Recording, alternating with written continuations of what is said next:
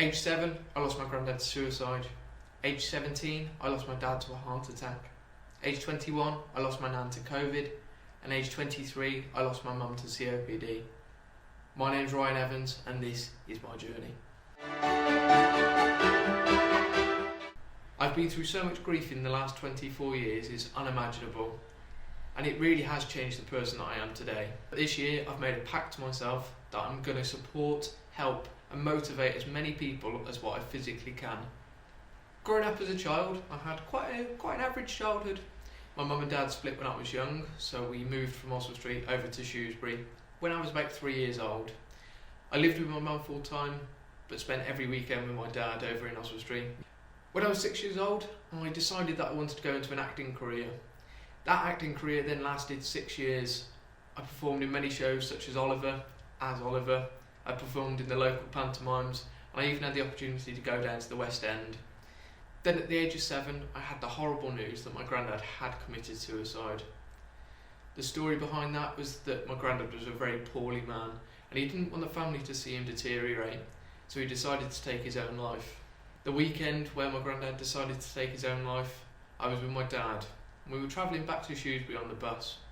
We drove past a site where there was a load of police cars and ambulances, and me being a young boy, very interested in the police, I was interested to what was going on. Little did I know they had found my granddad who had committed suicide. My granddad has been a massive role model to me since I was a child, and honestly, everything I do is for my family today.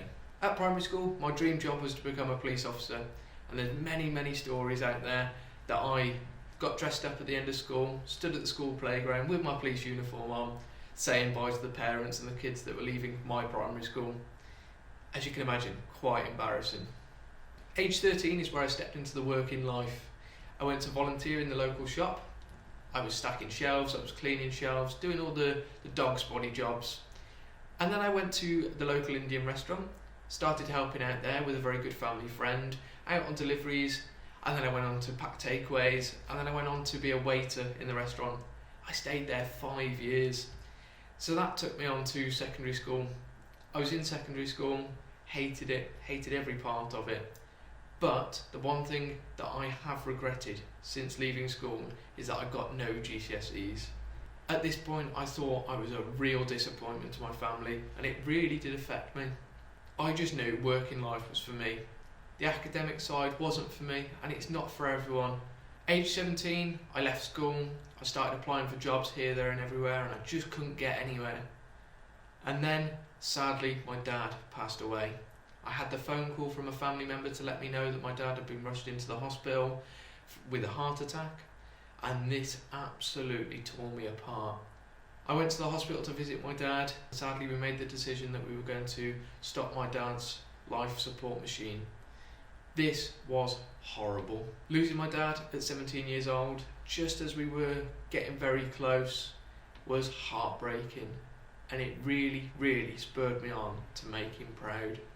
After my dad's funeral, it sparked an interest within the funeral industry, so I jumped into it. I tried to go into all of my local funeral directors to see if they'd offer me a job, and it took me about 6 months to get a job with a local funeral director as a part-time bearer. And when I say I absolutely loved the job, I really did. So now I'm aged 18, I'm working part-time in the funeral industry, and I'm also working in a taxi office, on the phones, booking taxis, all that kind of stuff. And I just knew that I just wanted to be in the funeral trade full-time. And then something I saw really affected me. So I had to take a step back from the funeral industry, something that I loved, but I just couldn't look at the industry the same. Whilst I was at the taxi company, I went on and founded my own taxi company with a very good friend of mine at the time and my business partner. That taxi company, I'm proud to say, is still going. Yes, I may not be a part of it, but deep down I know that it is because of myself and my business partner. Fast forward a few years, age 21, I've now launched my own security company. This was so different to what I thought it was ever going to be. I'd had experience in the hospitality industry, managing bars and nightclubs, but I never ever delved into the world of security. And when I saw the opportunity come up, I took it open arms. This was probably the best learning curve of my life that I've ever had. I've met some of my best friends during that time, and I'm proud to say we are still friends to this day. But it wasn't all great. I made some mistakes. I was a young boy earning quite a bit of money, and I made some mistakes. So in the end, I had to step away from the business and come away from it completely. Although this was hard, I knew it was the right time to do it, and I'd learned so many valuable lessons during that time. I then had the horrible news that my nan had been rushed into hospital with COVID.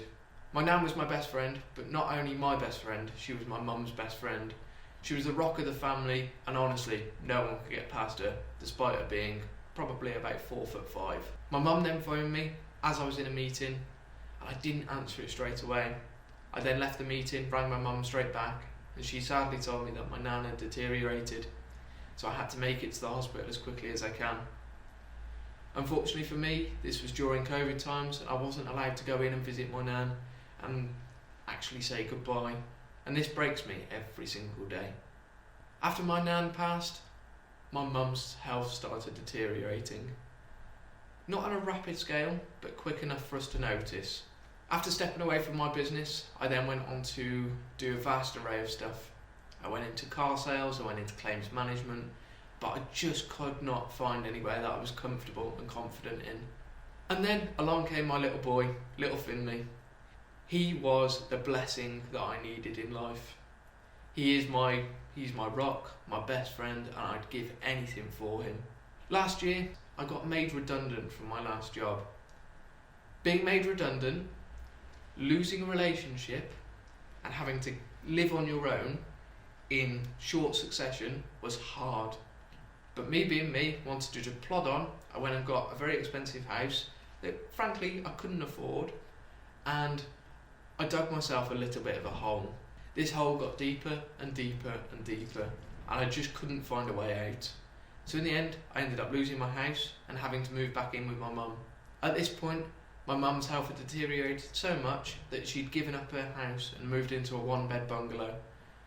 So me moving into her bungalow was not ideal. I had to sleep on the sofa every single night because there wasn't a bedroom for me, and this wasn't great for my mental health. I then stepped into a role as an ambulance care assistant within the patient transport service, and I absolutely loved the job. It felt rewarding, I felt like I was doing stuff for people, and I just felt like I was getting my life back on track. And then the unthinkable happened. My mum passed away 2 days before my 24th birthday. My mum was my best friend, my rock, and my world. And it breaks me to this day to know that she's not here to see me succeed and see my little boy grow up, her grandson, her world. This then sparked a light in me that I needed to get back into the industry that I loved. So I sent a message to a local funeral director that I knew, and she gave me the opportunity to come back into the industry. And that is exactly what I did. I'm in an industry now that I absolutely love. I help people on a daily basis, I support people, and from personal experiences, I give the dignity and respect our loved ones deserve. This then sparked myself and Tom, my business partner, to go off and launch our own funeral support services business, where we go off and help funeral directors in the day-to-day running of their business. Whether it's to do with bearing or first call support, we are there to help on a daily basis, 24 hours a day, 7 days a week.